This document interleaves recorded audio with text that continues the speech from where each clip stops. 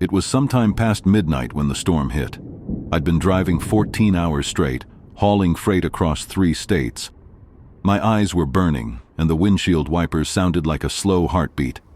When the GPS finally announced motel ahead in 2 miles, I didn't care what kind of place it was. I just needed a bed and 4 walls to keep the rain out. The sign flickered through the mist.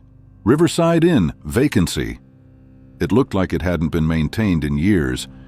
A few of the letters were dead, so it actually read Riverside Inn. Fitting, I thought. Inside, the lobby smelled like wet carpet and old coffee. The guy behind the desk didn't even look up when I walked in. He just slid a clipboard across the counter. "Cash or card?" I said. "Card." He nodded, slow and expressionless, then handed me a key, an actual metal key, not a card, with a plastic tag that read 217. He said one thing as I turned to leave. "Checkout's at 11.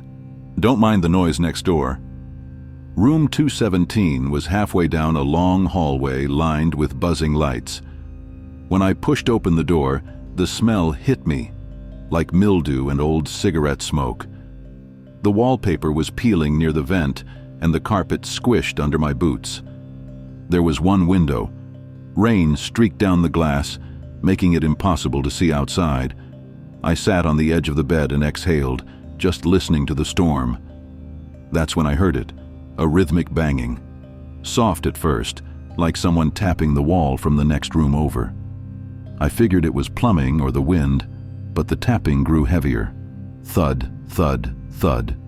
3 sharp hits, perfectly spaced, every few seconds. I called the front desk. "Hey, whoever's in 219, can you ask them to keep it down?" The clerk didn't even hesitate. "There's no one in 219, sir. That room's been closed for maintenance." I laughed awkwardly. "Well, someone forgot to tell the wall." He sighed. "If it bothers you, I can move you to another room." I looked around at my unpacked bags, my damp jacket, the clock blinking 3:17 a.m. "Nah, it's fine. I'll just sleep with the TV on." He paused before hanging up. "Don't open your door, whatever you hear." Hours must have passed. I drifted between dreams and static. Then came the knock. Not from the next room. From my door. 3 knocks, slow, steady, same rhythm as before. I froze. My first thought was someone needed help, maybe another traveler caught in the storm. But when I checked the peephole, nothing. Just the empty corridor flickering under the yellow light. Then, faintly, I heard my own voice. "Hey, you okay in there?" It wasn't possible. The voice outside the door was mine. At this point, I was wide awake. I grabbed my phone, opened the camera, and hit record, just in case someone was screwing with me. The banging started again, 3 hits on the wall, and the sound came not just from next door, but behind me, like the noise was echoing through the room itself. The lights flickered. The TV turned on by itself, static, hissing. Then, through the static, a faint voice whispered, "You shouldn't have checked in." I yanked the plug out of the wall. Silence. And then, a knock from the closet. I stood there for a long time, staring at it. The handle trembled once, then went still. I don't know what made me do it, exhaustion, fear, or pure curiosity, but I reached for the handle. The door creaked open. Inside was nothing. Just an old full-length mirror leaning against the back wall. My reflection looked pale, trembling. But then, in the reflection, someone stood behind me. I spun around. No one there. When I looked back at the mirror, the reflection was gone entirely.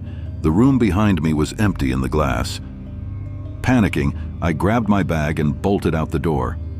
The hallway seemed longer than before, stretched. Every door I passed read 217. I started running. Each turn, each corner. The same hallway, the same buzzing lights, the same door numbers. Then I burst through a final door and found myself back inside my room. The same dripping window, the same unmade bed. The clock blinking 3:17 a.m. I screamed, threw the lamp against the wall, and it shattered. revealing a hole in the plaster. Inside the wall was a bundle of tape recorders, old ones, dusty, still spinning. Each one played a different voice, all saying the same thing: "Don't open the door." The next morning, the sun was shining. I don't remember falling asleep, but somehow I woke up in the same bed, my clothes still damp. I ran to the lobby. The desk clerk was gone. The place looked abandoned, dusty, silent. I left my key on the counter and stepped outside. My truck was parked where I left it. The road was clear. I got in, started the engine, and drove away, not looking back. But as I passed the motel sign in the rearview mirror, I froze.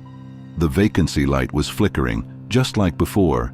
And then, I saw myself, standing at the front desk, soaked, exhausted, as the clerk slid me the key for room 217. They say some places don't haunt you, they trap you. And every night when the clock hits 3:17, the banging starts again. Another traveler, another repeat, another night in room 217,